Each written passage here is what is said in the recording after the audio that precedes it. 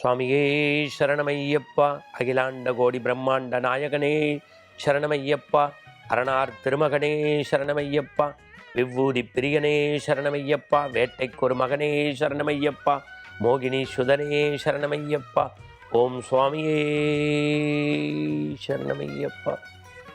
ஆன்மீக அன்பர்களே, தரிசனம் டிஜிட்டல் நண்பர்களே, நாள்தோறும் உங்களை ஐயப்பனுடைய பெருமைகள், ஐயப்பனுடைய அருள் அவதார நோக்கம், கன்னிமார்கள் மழைக்கு செல்கின்ற போது செய்ய வேண்டியது, யாரெல்லாம் சபரிமலைக்கு செல்லலாம், எப்படி இருமுடி கட்ட வேண்டும், எப்படி விரதத்தை மேற்கொள்ள வேண்டும், மண்டல காலத்தில் நாம் எப்படி இருந்து மகர ஜோதியை பார்க்க வேண்டும், பம்பா விளக்கென்றால் என்ன, பம்பையின் ஜோதி என்றால் என்ன என்று பல்வேறு விஷயங்களை நாம் தொடர்ந்து பார்க்க இருக்கின்றோம்.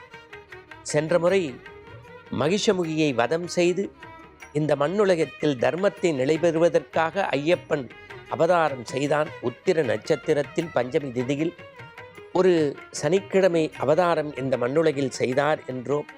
அப்படி பிறந்த அந்த பம்பையின் பாலனாக பிறந்த ஐயப்பன் எப்படி மகிஷமுகியை வதம் செய்து மக்களை காத்தார் என்கின்ற கதையை நாம் பார்க்க இருக்கின்றோம்.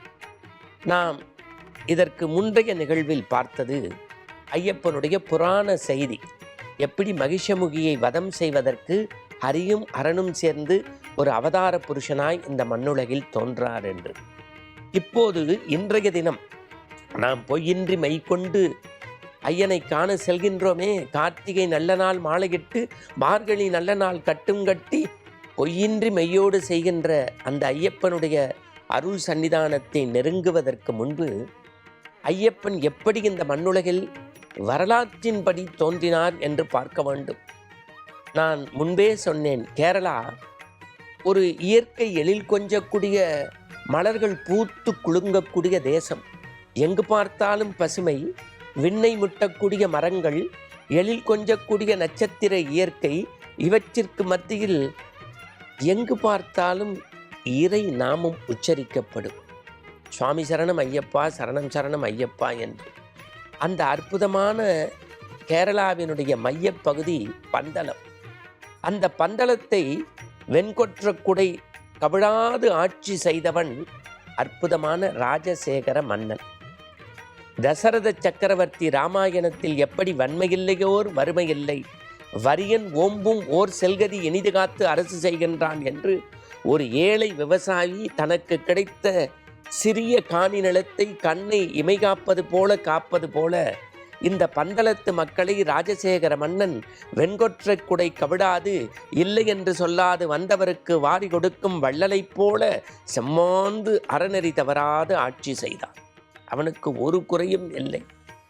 ராமகாதையிலே எப்படி தசரத சக்கரவர்த்தி எல்லா வளங்கள் இருந்தாலும் பிரிது ஒரு குறையில்லை, எனக்கு பின் இந்த வையகம் வருகிறோம், தனக்கு பின்பு இந்த தேசத்தை ஆள்வதற்கு ஒருவர் இல்லையே என்று வருத்தப்பட்டதைப் போல ஐயப்பனுடைய அருள் வரலாற்றிலே மன்னன் ராஜசேகர மன்னன் நாள்தோறும் வேட்டையாடச் செல்வார். அந்த வேட்டைக்கு செல்வதை வேடிக்கையாக வாடிக்கையாக செய்து வந்தவர். ஆனால் அவருடைய மனத்தில் ஒரு பெரும் குறை இருந்தது. தனக்கு பின் இந்த பந்தளத்தை அரசாட்சி செய்வதற்கு, இந்த மக்களை காப்பதற்கு, மக்களினுடைய தேவைகளை பூர்த்தி செய்வதற்கு என்னுடைய மனைவியின் மணிவயிற்றில் ஒரு மாணிக்க குழந்தை இல்லையே என்கின்ற வருத்தத்தோடு இருந்தபோது நாள்தோறும் எப்படி வேட்டைக்கு செல்வாரோ அதுபோல குதிரைகளை பூட்டி தன்னுடைய உடைகளையெல்லாம் உடுத்தி கொண்டு வேட்டைக்குரிய ஆயத்தத்தோடு கானகம் நோக்கி செல்கின்றார். நாம் பாடுகின்றோமே, கல்லும் முள்ளும் காலுக்கு மெத்தை, குண்டும் குழியும் கண்ணுக்கு வெளிச்சம், தேவனே தேவியே தூக்கிவிடப்பா ஏற்றிவிடப்பா என்று சொல்லி சபரிமலை ஐயனை காண்பதற்கு நாம் பாடல்களை சொல்லிக்கொண்டே சரணகோஷம் சொல்லிக்கொண்டே போகின்றோமே. அந்த கானகத்தில் இந்த ராஜசேகர மன்னன் குதிரையிலே சவாரி செய்து ஒரு பகல் பொழுதில் சல சல சல சல சல சல என்று ஓடக்கூடிய பம்பை நதிக்கரையின் அருகிலே கங்கை நதி போல் புண்ணிய நதியாம் பம்பை என்று சொல்லுவார்கள். எப்படி கங்கை நதி போல் புண்ணிய நதியாம் பம்பை. பம்பையினுடைய சிறப்பு என்ன, அங்கே எப்படி பிதுர் தர்ப்பணம் செய்ய வேண்டும், எப்படி அங்கிருந்து நம்முடைய கன்னிமூல கணபதியை வணங்கி பயணத்தை தொடங்க வேண்டும் என்பதையெல்லாம் பிரிதொரு நாளில் பிரிதொரு எபிசோடில் நம்ம இந்த தரிசனம் டிஜிட்டல் ஐயப்ப வழிபாட்டில் பார்க்க போகிறோம்.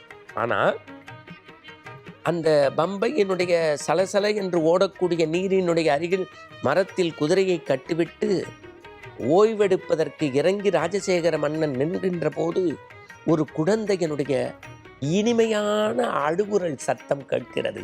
குழலினிது யாழினிது என்பதன் மக்கள் மழலை சொல் கேளாதர் என்பார்களே, அப்படி குழலையும் யாழையும் ரசித்த இவனுக்கு குழந்தையினுடைய அழுகுரல் கூட இனிமையாக, தேனாக, ஆனந்தமாக, அப்படியே தேவாமிர்தமாக கேட்டிருக்கிறது. அந்த ஓசையை கேட்டு ஓசை வரும் பகுதியில் நோக்கி போகின்றான். ஒரு பச்சிலம் குழந்தை தெய்வ அம்சத்துடன் அற்புதமான மணி மாலைகளை கழுத்திலே சுமந்து கொண்டு தன்னந்தனியாக இருக்கக்கூடிய அந்த குழந்தையை மார்போடு மார்பாக இணைத்து மன்னன் ராஜசேகரன் அணைக்கின்றான்.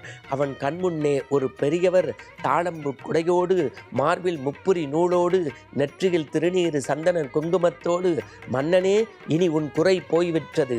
உன்னையும் உன் தேசத்தையும் உன் தேசத்து மக்களையும் காப்பதற்கு இறைவனே கொடுத்த அருள்கொடை பிரசாதம். மணிகளை சூடியதால் இவனுக்கு மணிகண்டன் என்று பெயர் சூட்டி, மணிகளை சூடியதால் இவனுக்கு மணிகண்டன் என்று பெயர் சூட்டி, இவனை உன் பிள்ளையாக நினைத்து வளர்ப்பாயாக என்று சொல்லி முடித்தவுடன் கைகூப்பி மன்னன் நன்றி சொல்ல பார்க்கிறான். பெரியவர் காணவில்லை, விண்ணில் மறைந்து விட்டார். இந்த மாணிக்க குழந்தையை மார்பில் எடுத்துக்கொண்டு குதிரையோடு பந்தலம் நோக்கி புறப்படுகின்றான். காட்டு தீ போல செய்தி பரவுகிறது. மன்னனின் மனைவியின் அடிவயிற்றில் ஒரு ரசாயன மாற்றம். மணிகண்டன் கிடைத்து விட்டான், இனி எனக்கு என்ன கவலை என்று மன்னன் மகிழ்ச்சியாக, ராணி மகிழ்ச்சி, ஊரே திருவிழா கோலம். இனி மணிகண்டன் வாழ்வில் நடந்தது என்ன? பொறுத்திருப்போம் நாளைய நிகழ்வுக்கு. சுவாமியே சரணம் ஐயப்பா.